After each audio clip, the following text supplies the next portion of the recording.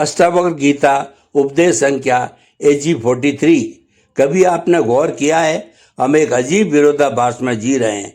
एक तरफ हमें बताया जाता है कि तुम आत्मा हो, अमर हो, अनश्वर हो, और दूसरी तरफ इसी धरती पर हर पलक जन्म और मृत्यु का तांडव चल रहा है, हर सेकंड नए जीवन का आगमन।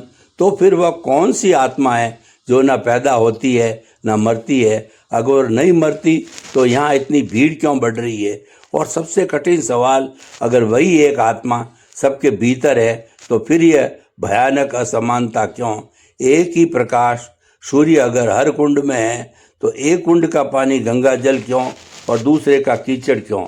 एक इंसान महात्मा गांधी कैसे बन जाता है और दूसरा एक हत्यारा?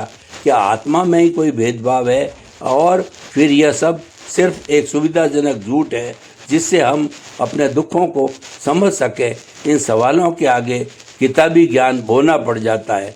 ये सवाल तर्क से नहीं, हृदय से पूछे जाते हैं, एक ऐसे हृदय से जिसने न अन्याय देखा है, पीड़ा देखी है, असमानता को महसूस किया है। और आज हम इन्हीं सवालों की गहराई में उतरेंगे। हम उस स्रोत पर जाएंगे जहाँ से ज्ञान प्रकट हुआ, महर्षि अष्टावक्र और राजा जनक का वह पावन संवाद जो अष्टावक्र गीता के नाम से अमर है। वहीं छिपा है इन सारे क्लेशों का, इन सारे प्रश्नों का एकमात्र समाधान। लेकिन चेतावनी देना चाहूँगा, यह समाधान आपकी सोच को उलट देगा। यह आपको यह देखने पर मजबूर कर देगा जिसे देखने से आज तक आप डरते रहे हैं। आपके भीतर के उसमें जो सारे प्रश्नों की जड़ है, तैयार है आप। अष्टावक्र गीता का कालाई श्लोक, वह पंक्ति जो ब्रह्म को जड़ से उखाड़ देती है।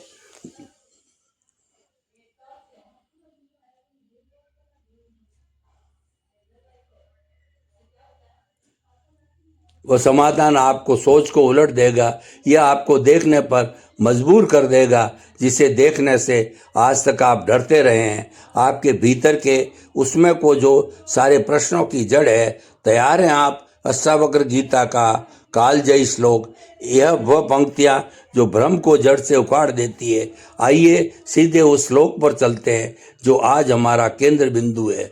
अष्टावक्र गीता के दूसरे अध्याय का वह प्रसिद्ध श्लोक जहाँ अष्टावक्र स्वयं घोषणा करते, न जायते मते वा कदाच विनय भूतवा भविता वान भय अजो नित्य शाश्वतोय पुराणों न हते हमने शरीरे। और इसका हिंदी में अर्थ, यह आत्मा किसी काल में ना तो जन्म लेती है, ना मरती है, ना ये उत्पन्न होकर फिर होने वाली है। ये अजन्मा नित्य शाश्वत है और पुरातन है। शरीर के मारे जाने पर भी यह नहीं मारी जाती।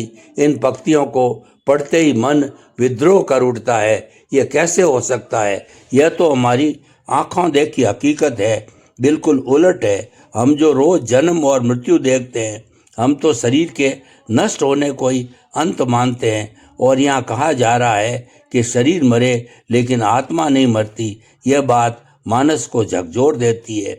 लेकिन अष्टावक्र यहीं नहीं रुकते। वे आगे कहते हैं, जब ये आत्मा सब देहों से समान रूप से विद्यमान है, तब फिर पापी और ज्ञानी का भेद कैसा?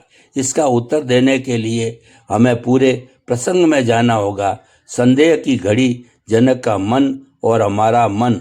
उस दिव्य सभा की कल्पना कीजिए।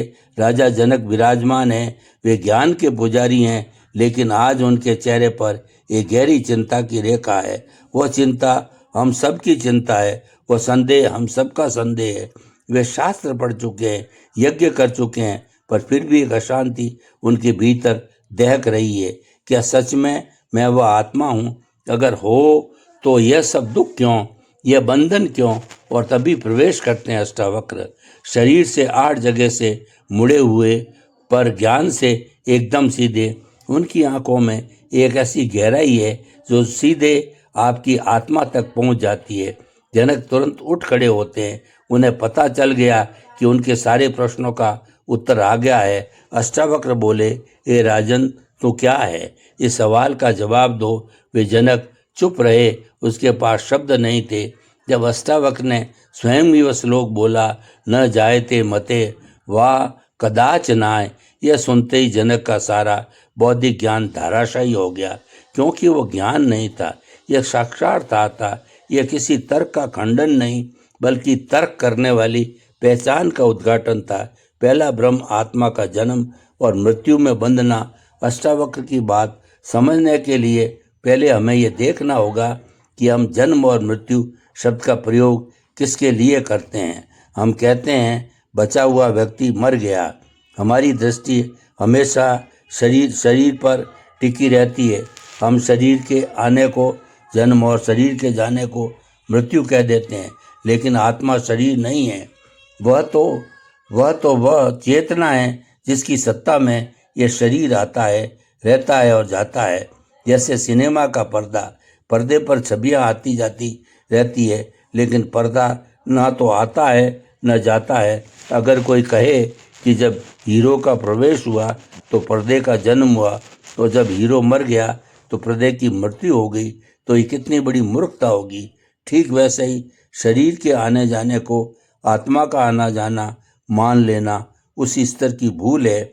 जो तो जनसंख्या वृद्धि क्या है।